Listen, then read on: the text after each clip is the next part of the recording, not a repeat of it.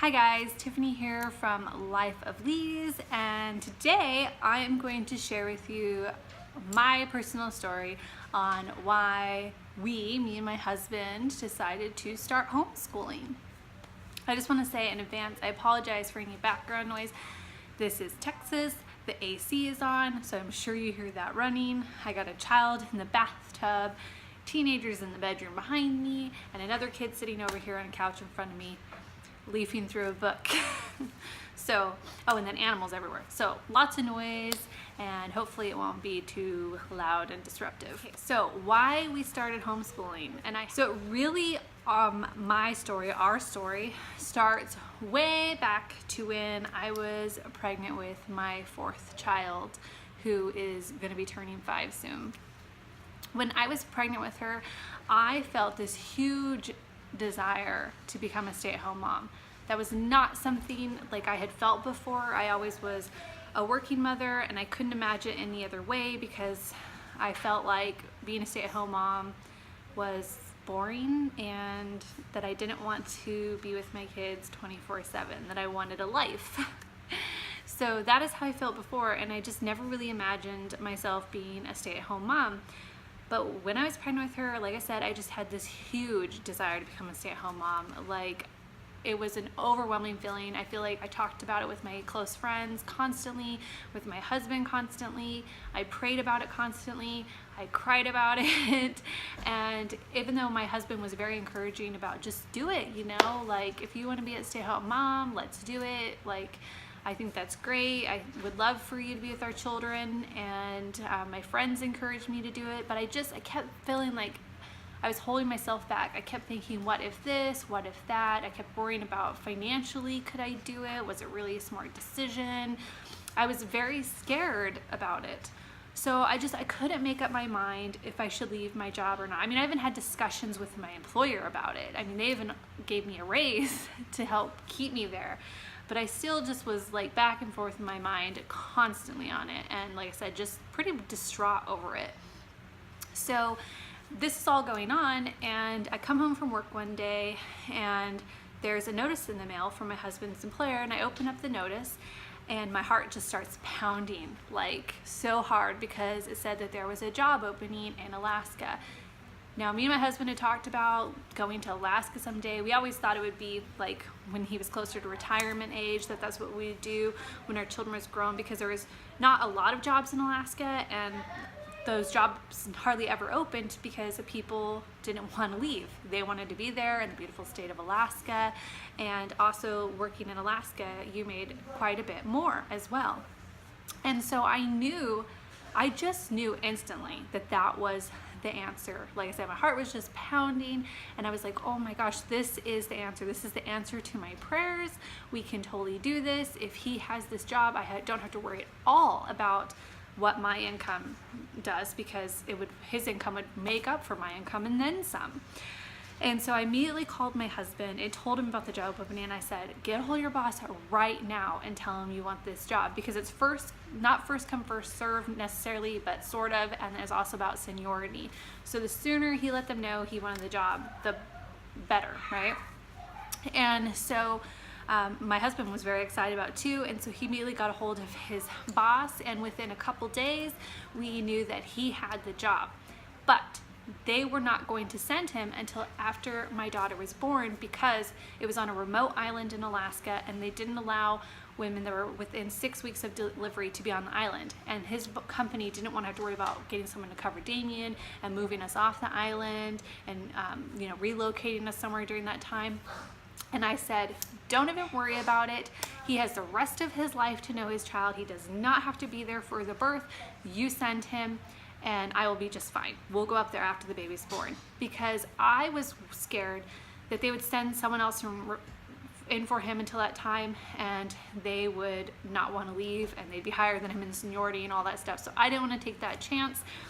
And so that's what happened. So within 2 weeks of that, I had put in my notice for my job. We listed our house for sale. We sold 99% of everything we owned, all of our furniture and clothing and toys and dishes and all that stuff.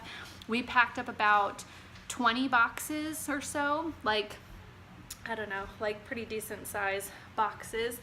And his company had a truck come and pick up the boxes, and they took them to Seattle, where they got onto a ship that would be shipped out, as well as my husband's truck. We even got rid of all of our vehicles. We had 3 vehicles, we got rid of them and got just one quad cab truck to ship up to the island as well, because his company would do that. And so within 2 weeks, like I said, we had done all that, and then me and my kids packed up my vehicle. Actually, we kept one of the other vehicles. Yeah, we packed up my vehicle and we went to stay with my dad and my stepmother in Oregon for the remainder of the pregnancy and delivery. And the next day, my husband flew out to Alaska.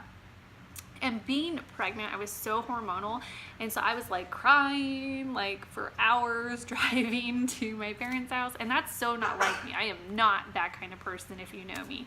But anyways, it was very rough the first couple weeks, and then I was like fine, and we had the baby, and about a month after she was born, my husband was able to come home for his, because they shut down during the winter, and he gets vacation then.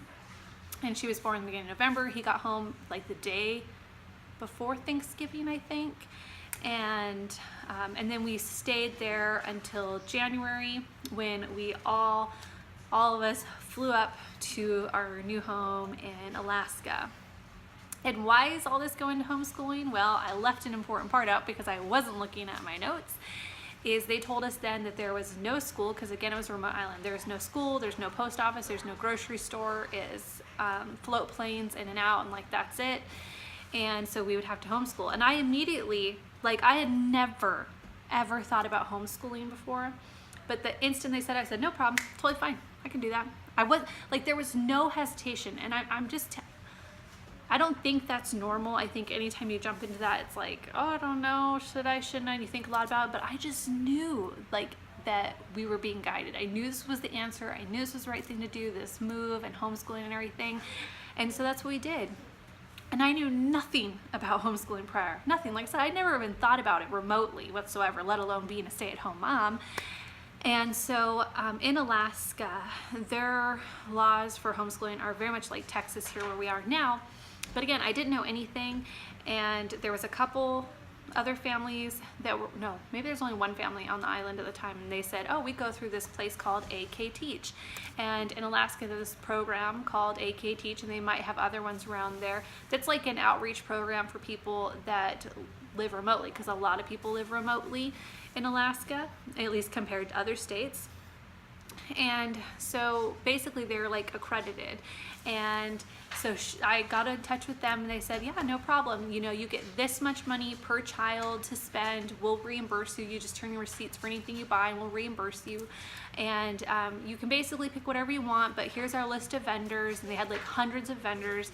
As long as they're within the vendors, it's fine. If it's not within the vendors, let us know, and we can approve it for you. So basically, really anything I wanted to teach my kids was fine. And they kind of wanted you to, you know, cover the base subjects, science and history and geography, that kind of thing. But you were really free to do that as you saw fit. And every quarter, I would turn in a progress report with a sample of their writing and a sample of their math. And it would be required on the progress report that not only did I give them a grade, I can hear teenagers back here in their closet, but I also give like 3 to 4 sentences describing how they're doing in that subject and a little bit more information. So it wasn't that big of a deal. It wasn't that hard. And they even flew out to the island to do state testing with the kids, which I was like, whatever, I didn't really care. So that really helped me get started in the homeschooling. Kind of like having that guide like that, because like I said beforehand, I knew nothing about it. And the first year wasn't that easy, because I had a brand new baby, my 4th child, and I had a toddler, and they both needed constant care, and I was exhausted because my husband worked 6 days a week, 10 to 12 hours a day. And so I couldn't like have him be getting up with the kid in the middle of the night when he has to get up when it's still dark and go out like in a log yard and stuff, and it's like not safe, and I needed him to be awake and alert. And so I chose to not have him helping to care for the baby in the middle of the night and that kind of things. And she was my most difficult child by far. So I was exhausted. I still, even with all the help, still kind of felt like I didn't really know what I was doing. My one child had an IEP prior to this and was really struggling in school, like severely. She was very much behind. And so I had a lot going against me, but somehow we got through that first year and I fell in love with homeschooling, and I just have not looked back since. I have no desire to, at this point, to put any of my children in public school or private school or anything like that. I've expanded beyond like that public school mind frame that I'd started in. I still in some ways am in that because my older daughters actually prefer that because that's what they're used to. But yeah, it was just, we started homeschooling because our life led us to it. And like I said, we just haven't really looked back. And there's been hard moments and there's been doubts. I mean, especially with my 8-year-old, she was the first child I was teaching to read. That was very scary for me. And there, I constantly, I think as a good mom, you question yourself, am I doing enough? Am I teaching enough? I mean, even if you're not a homeschooler, you still question everything. You worry that you're doing enough for your kids and the right things by your kids. And so there are moments like that.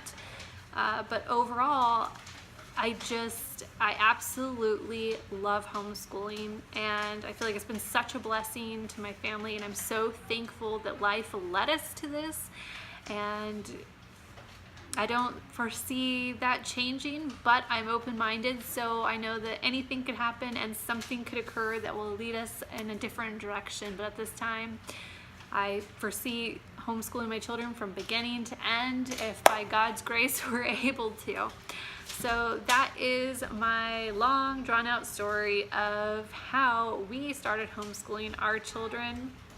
And I hope that encourages you in your decision, or I also encourage you to share your story with those around you or even strangers like I'm doing here, because I feel like there's so many people that think about homeschooling all the time and just feel lost and unsure. And if we can help anybody make that decision, whether it's to homeschool or not to homeschool, if we can help somebody make the best decision for them and their family, then I think that's great. So anyways, thanks so much for watching. I hope you enjoyed this. If you did, please give it a thumbs up and hit the subscribe button if you want to see more homeschooling / family related things. Thanks so much for watching. Bye.